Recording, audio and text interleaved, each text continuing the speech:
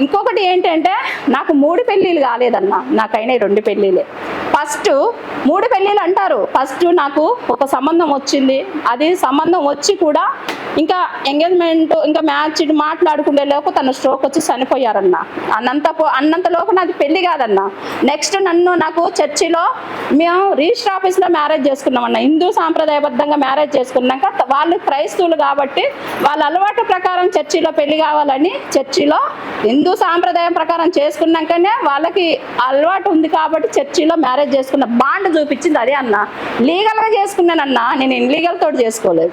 ఇంకొకటి మాకు ఏదో పడక మేము డైవర్స్ తీసుకున్నాము. లీగల్గా డైవర్స్ తీసుకున్నాక ఇంకొక మ్యారేజ్ చేసుకున్నానన్నా. అందులో తప్పని ఎవరంటారు? చేసుకుంటానన్నా. నీకు శాతనైతే ఇంకో ఎన్ని పెళ్ళిళ్ళన్నా చేసుకో, నీకు శాతనైతే నువ్వు చేసుకో అన్నా. లీగల్గా చేసుకో, అందులో తప్పేముంది? ఇప్పుడు నేను చెప్పేది ఏంటంటే వాడు ఏమంటున్నాడంటే వీకేఆర్ గారు, ఈవిడ గారికి 3 పెళ్ళిళ్ళు అయినాయి, అసలు చచ్చిపోయిన సంగతి ఏం చెప్పాలా, వదిలేసిండు, మళ్ళీ 2 పెళ్లి చేసుకుండు, మళ్ళీ వదిలేసిండు, ఎందుకు మీరే అర్థం చేసుకోండి, ఈవిడ గారి క్యారెక్టర్ ఏంటని చెప్పేసి వాడు ఇష్టం వచ్చినట్టు మాట్లాడుతుండు. ఇప్పుడు వాళ్ళు మ్యారేజ్ చేసుకున్నారు, ఫస్ట్ అతను చనిపోయింది కదా హార్ట్ అటాక్ తో. ఇక్కడ ఉన్న ఈ ఊర్లో ఉన్న వాళ్ళందరూ ఇక్కడే ఉన్నారు, ఇక్కడ చుట్టుపక్కల ఉన్న వాళ్ళందరూ కూడా ఇక్కడే ఉన్నారు. అవునమ్మా మీరు చెప్పండి, చనిపోయారా? ఎట్లా చనిపోయారు? స్ట్రోక్ వచ్చి చనిపోయినారు అంతే. తర్వాత చట్టబద్ధకంగా వాళ్ళు మళ్ళీ పెళ్లి చేసుకున్నారు, పెద్దవాళ్ళ సమక్షంలో మళ్ళీ పెళ్లి చేసుకున్నారు. ఓకేనా? తర్వాత ఏమైంది? డైవర్స్ అయిందా? డైవర్స్ కూడా చట్ట ప్రకారంగా జరిగింది కదా. మళ్ళీ పెళ్లి చేసుకున్నాను నేను. నీకేంటి ప్రాబ్లం? చట్టపరంగా జరిగింది కదా, చట్టపరంగా డైవర్స్ అయినాయి. మళ్ళీ నీకేంటి వస్తుంది? నీదే ఇక్కడ పాయింట్ ఏంటి, విషయం ఏంటి? ఇక్కడ మత మార్పిల మీద ఇప్పుడు ఆ చర్చిలో హిందూ దేవుళ్ళని తిరుగుతున్న అంశం మీద మాట్లాడాలి. లేదండి మా పాస్టర్లు తిట్టలేదు, ఒకవేళ మా పాస్టర్ తిడితే మేము క్షమాపణ చెప్తున్నాము, ఓకేనా, జరిగిన దానికి. ఇది మత సామరస్యం అంటారు. ఒకరి మనోభావాలు ఒకరి దెబ్బతీయకుండా. పాస్టర్ తిట్టినట్టు వీడియోలు ఉన్నాయి లేవా మీరు చెప్పండి? రాముడిని కృష్ణుని తిట్టినట్టు వేరే ఆధారాలు ఉన్నాయి లేవా? ఈ ఉండి కూడా వీటి గురించి ప్రస్తావించకుండా క్యారెక్టర్ బ్యాడ్ చేయడం, అక్క కొడుకుని బ్యాడ్ చేయడము. ఒక ఆడపిల్ల, ఇప్పుడు నవిత గారు కూడా యాంకరు, తను కూడా మంచి మీడియా, తను వార్తలు తను ప్రచారం చేస్తుంది. అసలు ఆడపిల్లకు రెస్పెక్ట్ ఇచ్చే విధంగా వీటి ప్రవర్తన ఉందా? లేదు. అలా చెయ్యొచ్చు అసలు? వీడు తను క్రిస్టియన్ కాబట్టి వాళ్ళ సాంప్రదాయం ప్రకారం అప్పటికి మీరు సెక్యులర్ భావనలో ఉండేవాళ్ళు, అందరూ ఒకటని చెప్పేసి భావనలో ఉండేవాళ్ళు. అలా జరిగింది. ఆ పాయింట్ తీసుకొచ్చి మ్యారేజ్ అర్జీ ఎన్ని బయట పెట్టేసి ఒక ఆడపిల్ల క్యారెక్టర్ బ్యాడ్ చేయడమే రా నీ పాస్టర్ వృత్తి అంటే? సరే, ఇప్పుడు వీడి గురించి వేస్ట్ ఎంత మాట్లాడుకున్నా, ఇప్పుడు ఇంకొక పాయింట్ ఏంటంటే అది వదిలిపెట్టేసండి. వీడు ఇప్పుడు గ్రామంలో ఈ నెహెమియా పాస్టర్ కానీ చుట్టుపక్కల ఉన్నటువంటి వాళ్ళందరూ కానీ మిమ్మల్ని కులం పేరుతో మీ దగ్గరికి రాకూడదని, మీతోటి ఫ్రెండ్షిప్ చేయకూడదని, మీతో పాటు అసలు కలవకూడదని చెప్పేసి చాలామందికి చర్చిలో రెచ్చగొడుతున్నారు. అది వాళ్ళ దేవుడు అలా చెప్పిండేమో, వాళ్ళ బైబిల్ అలా చెప్పిందేమో, వాళ్ళు అలా చేస్తున్నారేమో. దీనివల్ల కొన్ని వీడియోలు కూడా ఉన్నాయి. కొన్ని వీడియోలు అంటే మీ ఇంటికాడికి వచ్చి ఆమెతో కలవనాంచు అంటే పాస్టరు వాళ్ళని ఎలా హిప్నటైజన్ చేస్తున్నారో మీకు అర్థమవుతుంది. ఇక్కడ ఉన్న వాళ్ళందరూ కూడా ఏ విధంగా నాగుపాములుగా వాడుకుంటున్నారో జనాలనే విషయము నీ వీడియోలన్నీ చూస్తుంటే నాకు రక్తం మరిగిపోతుంది. అసలు ఈ అంశం అసలు ఎలా జరిగిందని మీరు చెప్పండి. అసలు ఏ విధమైనటువంటి కుట్ర? ఏ విధంగానంటే నేను అన్ని గ్రామాలు, నేను దాన ధర్మ ట్రస్ట్ చైర్మన్ని. నేను ప్రతి ఒక్క ఏరియాలలో, చుట్టుపక్కల ఏరియాలలో, మన 2 రాష్ట్రాలలో కూడా పేదవాళ్ళు ఎక్కడుంటే వారికి సేవా కార్యక్రమాలు చేస్తాను. అలా కాకుండా ఆదివాసులు ఎవరైనా ఉంటే, అనాథులు, తల్లిదండ్రులు లేని పిల్లలు ఎవరైనా ఉంటే వారందరికీ కూడా నా సొంత అంటే నా దగ్గర ఏం డబ్బులు లేవు, నేను దాతల సహకారం తీసుకొని ఒకరు మంగళసూత్రాలు, ఒకరు మట్టెల పిల్లలు అట్లా అడక్కొచ్చేసి వీళ్ళందరికీ కూడా 300 జంటలకి నేను ఇప్పటి వరకు సామూహిక వివాహాలు చేశాను. చిన్నజీర స్వామిని తీసుకొచ్చేసి 165 జంటలకు సామూహిక వివాహం మొన్న పోయిన మే నెలలో 20వ తారీఖు చేశాను. ఇదే అన్నా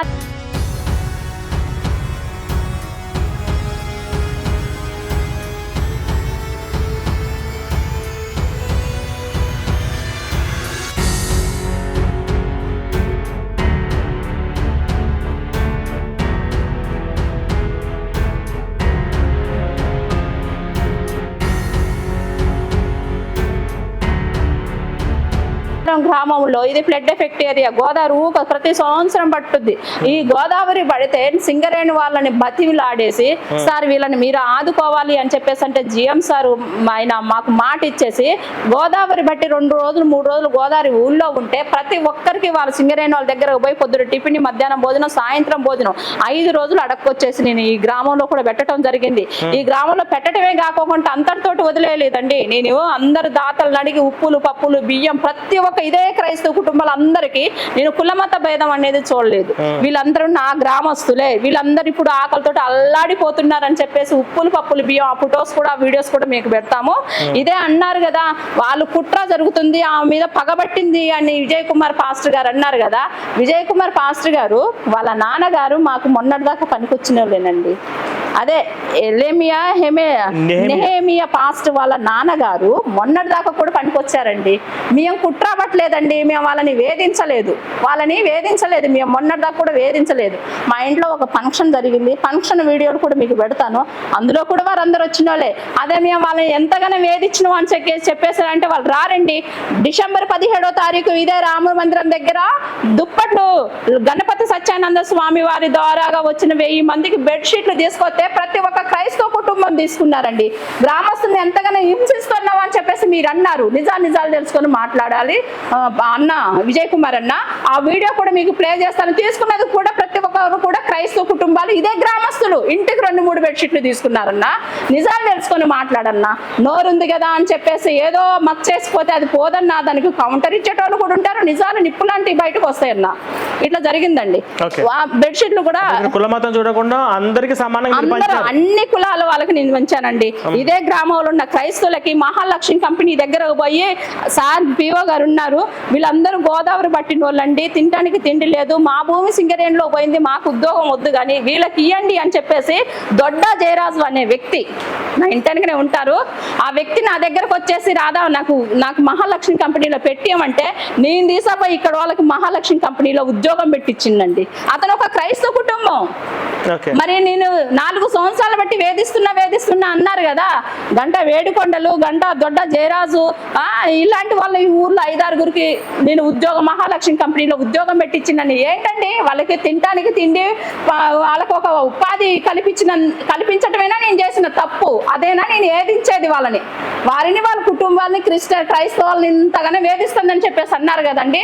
అంటే వాళ్ళకి తినడానికి ఆపదలో ఉన్నప్పుడు ఆదుకోవటం, బతకటానికి ఉద్యోగం చూపించటం, చలికాలం వస్తే బెడ్షీట్లు, గోదావరి బట్టి ఉప్పులు, పప్పులు, వాళ్ళు తినడానికి ఫుడ్ పెట్టడమైనా మీ భాషలో వేధించటం అంటే?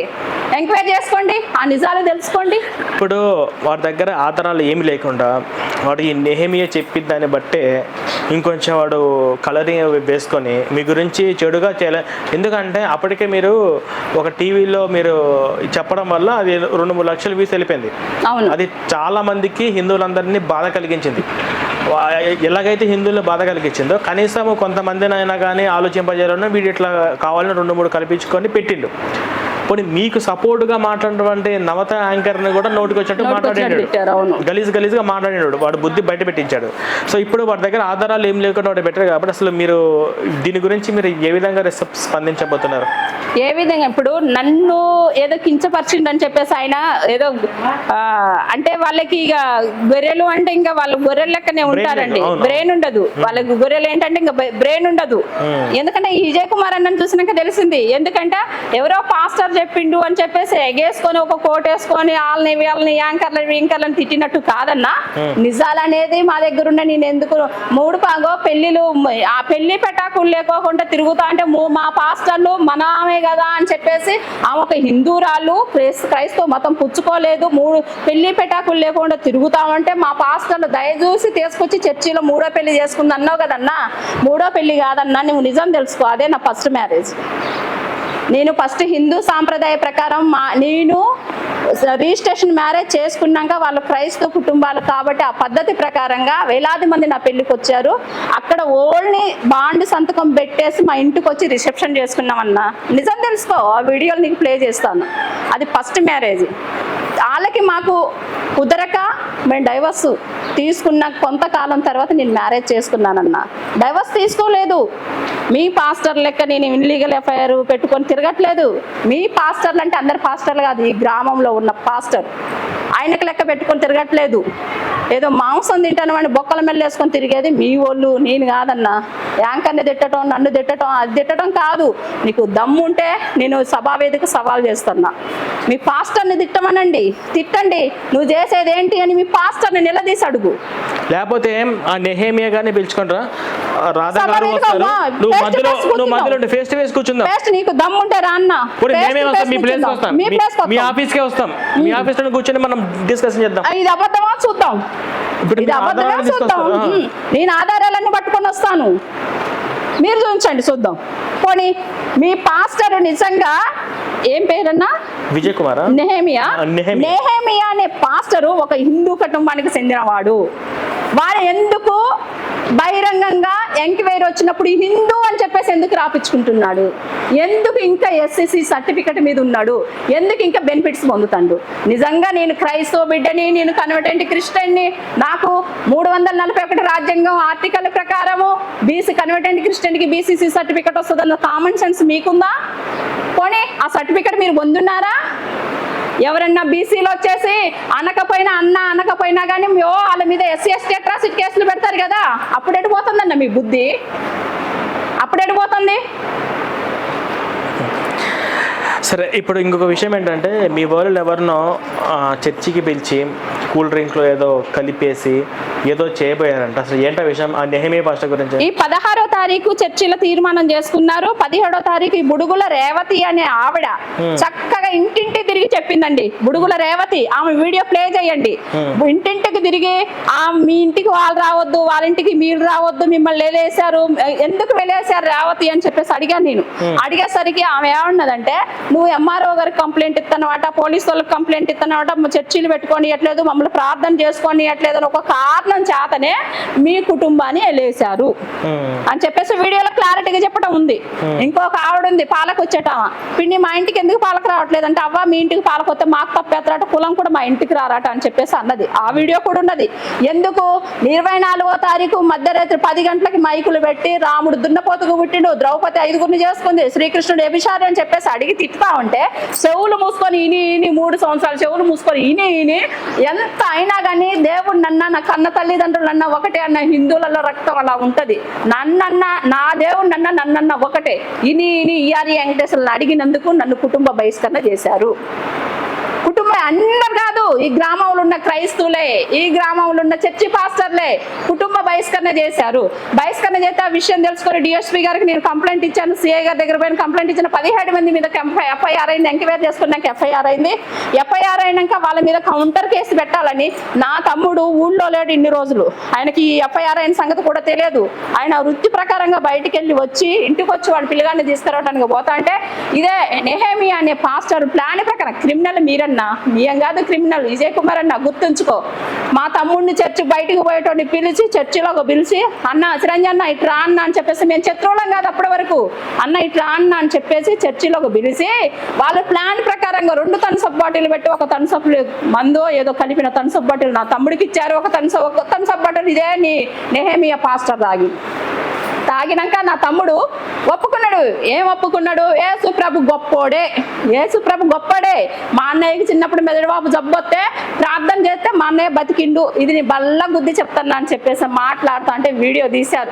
వీడియో తీసి మీరే వీడియో తీసుకున్నారు, మీరే సోషల్ మీడియాలో పెట్టారు. మా మందిరానికి వచ్చేసి మేము ప్రార్థనలు చేసుకుంటా అంటే తాగొచ్చి మా మందిరాన్ని అపవిత్రం చేసిండ్రు అని చెప్పేసి, అంటే అపవిత్రం చేసిండ్రు ఎందుకంటే నా తమ్ముడు పోయి 41 రోజు పిల్లల కోసం చర్చిలో పడి ఇన్లీగల్ ఎఫైర్ చేసిండే కదా, అందుకే అపవిత్రమైంది. అపవిత్రం చేసిందని చెప్పేసి మీరు పోయి పోలీస్ స్టేషన్లో ఎఫ్ఐఆర్ కంప్లైంట్ పెడితే ఎఫ్ఐఆర్ చేశారు. విచారణ జరగకోకుండా ఎఫ్ఐఆర్ చేశారు. విచారణ జరగకోకుండా ఎఫ్ఐఆర్ చేసింది. కుళ్ళు కుతంత్రం కుట్ర పొందింది ఎవరు? ఎంతగానో వేధించేది ఎవరు? ఎవరి కుటుంబాన్ని ఎవరు వేధిస్తున్నారన్నా? విజయ్ కుమార్ అన్న ఇది తెలుసుకో. నువ్వు కక్ష పట్టింది ఎవరు? ఎవరిని వేధిస్తున్నారు? నీ పాస్టర్ ఫోన్ చేసేదో సర్టిఫికెట్ ఉందని చెప్పేసి అనగానే నువ్వు సూటు బూట్ వేసుకొని ఎక్స్పోజింగ్ చేయడం కాదన్నా, నిజాలు కూడా తెలుసుకో. నా కుటుంబాన్ని ఇరికించాలని చూశారు, ఇరికించండి. హిందూ కుటుంబం ఉంది, ఏది ప్రశ్నించటం ఒక్క ఆవిడే ఉంది. ఈవెంట్ గినక మార్చకపోతే అసలు మేము మనుషులమే కాదని మీరు సవాలు చేసినప్పుడే నేను మారలేదు. నీ పాస్టర్ సవాల్ చేసి 25 సార్లు నా ఇంటికి వచ్చి నా ఇంట్లో ప్రార్థన చేసినప్పుడే నేను చేయించుకోలేదు. అది నిజం తెలుసుకున్నా. కలిపారు. మా తమ్ముడు తిట్టలేదు, దేవుణ్ణి పొగిడినందుకు అందరూ. వాడు ఎప్పుడెప్పుడు తిడతాడా, ఎప్పుడెప్పుడు పాయింట్ తీసుకుందామా, వాళ్ళకి అవి ఇవి కల్పించే అలవాటు వాళ్ళకుంది. ఎందుకంటే ఏదో క్లోరోఫామ్ ఇచ్చేసి ఆ మనుషుల మోకాల మీద కొడితే గిజగిజగా కొట్టుకొని దేవుడు పరిశుద్ధాత్మ వచ్చిందని చెప్పేసి అంటారు కదా. నా తమ్ముడి మీద కూడా అట్నే ప్రయోగం చేశారు. చేస్తే అతను ఏం చేశాడంటే, అతను ఎంతో ముందు ఆల్కహాల్ సేవించేవాడు. అతను ఆల్కహాల్ సేవించి అతను కొంచెం లివర్ ప్రాబ్లం ఉంది. ఆల్కహాల్ బంద్ చేసి 1 year అయింది. వీళ్ళు ఇచ్చినాక మా వాడికి బ్లడ్ వచ్చింది నోట్లో నుండి. బ్లడ్ వస్తే నేనేం చేస్తున్నా, ఎమ్మటే హాస్పిటల్కి తీసుకుపోయేటప్పుడు ఇదే 20వ తారీఖు పోలీస్ స్టేషన్గా పోయేసి అక్కడ కంప్లైంట్ ఇచ్చేసి నా తమ్ముడిని హాస్పిటల్కి తీసుకెళ్ళి సాయి మమతా హాస్పిటల్లో ట్రీట్మెంట్ చేయించాను. చేయించినాక నేను ఇచ్చిన కంప్లైంట్ పోలీసు వాళ్ళు పట్టించుకోలేదు. నా తమ్ముడు ఇచ్చిన కంప్లైంట్, వీళ్ళు ఇచ్చిన కంప్లైంట్ని పట్టించుకొని మమ్మల్ని విచారణ చేయకోకుండానే ఎఫ్ఐఆర్ చేసేసారు. ఎఫ్ఐఆర్ చేసిందా అంతటితోటి వదిలిపెట్టలేదు వీళ్ళు. ప్రతిరోజు నా ఇంటి ముందు చర్చి పెట్టడం, సౌండ్ బాక్స్ విపరీతంగా పెట్టడం, బుడుగుల రేవతి, దొడ్డ రాములమ్మ, ఎడెల్లి ఎంకమ్మ, కట్ట అంజిబాబు, వీళ్ళనే మహిళలు విపరీతంగా మమ్మల్ని చాలా రకాలుగా వేధిస్తున్నారు, చిత్రహింసలకు గురి చేస్తున్నారు. కనీసం మేము బతకాలా లేదా అనే దాన్ని కూడా వాళ్ళే డిసైడ్ చేస్తున్నారు. చేసేసి వెచ్చిటివెడిగా చేసేసి మమ్మల్ని ఏదో చేయాలని ఒక కుట్ర పొందింది వాళ్ళు. ఇదే ఎనేమియా పాస్టరు, వాళ్ళ తమ్ముడు, బుడుగుల రేవతి, దొడ్డ రాములమ్మ, ఎడెల్లి ఎంకమ్మ, వీళ్ళందరూ, కొరకట్ల రమణ, వీళ్ళందరూ కలిసి చేసేది వీళ్ళే. మా కుటుంబాన్ని బతకనీయకోకుండా చేసేది వీళ్ళే. మాకు ప్రాణహాని ఉందని కూడా నేను కంప్లైంట్ చేసిన వీళ్ళ ద్వారానే. వెడేలి భవానీ శంకర్, వెడేలి వెంకమ్మ, సాధనపల్లి జయమ్మ, సీదరగొడ్డ కోటేశ్వరరావు, ఈ దొడ్డ రావులమ్మ, బుడుగుల రేవతి, కొరకట్ల రమణ, వీళ్ళందరూ కలిసి నా కుటుంబాన్ని తప్పకోకుండా చంపేస్తారన్న. మీరందరూ కూడా మీరు చూస్తూనే ఉండండి. వీళ్ళు మా కుటుంబాన్ని అసలు బతకనీయకోకుండా చిత్రహింసలు పెట్టి నానా రకంగా మమ్మల్ని బాధిస్తున్నారు. అవన్నీ తెలుసుకోవా విజయ్ కుమార్ అన్న? నరకానికి పోతారని అంటే ఇప్పుడు ఇట్లా చేసేదే మీరు నరకం అన్న, చూపించేదే నరకం. ఇదే నరకం మీరు చూపించేది. యేసు ప్రభుని అనట్లేదు మేము, మీరు చేసే మాటలను బట్టి మేము మాట్లాడుతున్నాం. చేశారు. చేసినాక ఎఫ్ఐఆర్ అయింది. ఎఫ్ఐఆర్ అయినాక వీళ్ళందరూ ఏం చేస్తున్నారు, కేసు అయింది, ఎఫ్ఐఆర్ అయింది. మా తమ్ముడి మీద కూడా ఎఫ్ఐఆర్ అయింది. నేను హైకోర్టును సంప్రదించాను, హైకోర్టులో రెట్టేసాను. రెట్టేసినాక వీళ్ళందరూ ఇంకా దొడ్డ రాములమ్మ అనే వ్యక్తి నా ఇంటిక వైన్ షాప్ పెట్టిందండి. మీరు చూడొచ్చు, వైన్ షాప్ పెట్టింది దొడ్డ రాములమ్మ అనే వ్యక్తి. ఆమె చిత్రహింసలు పెడుతున్నారు మమ్మల్ని.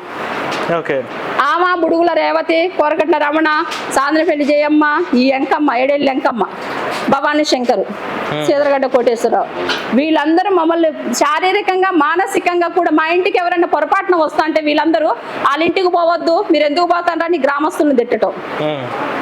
మాకు కిరాణా ఇచ్చేది లేదు, మా ఇంటికి ఎవరిని రానిచ్చేది లేదు, మాతో మాట్లాడిచ్చేది లేదు. ఇన్ని రకాలుగా మమ్మల్ని బాధిస్తారు.